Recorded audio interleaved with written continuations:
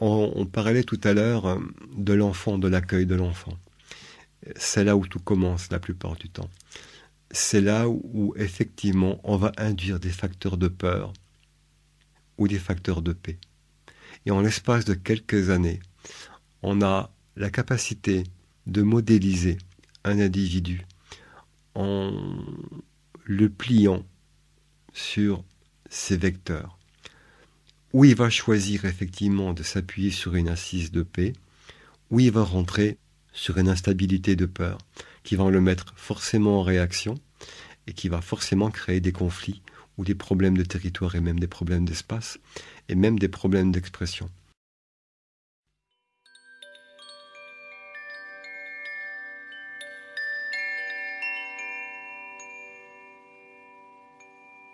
Est-ce que tu pourrais nous donner un outil simple pour apprendre à transformer le regard que nous portons sur ce que nous vivons ? Commencez par respirer. Respirer avant d'agir, respirer avant de dire, respirer avant de réagir. Le moyen de reprendre du pouvoir sur son regard, c'est déjà d'éviter d'en faire un fusil, je veux dire, de lâcher le feu du regard à chaque instant, sans considération, pour tout, à tout moment. Là, vous êtes toujours en état de lutte ou en état de guerre, quelquefois, et forcément en état de conflit.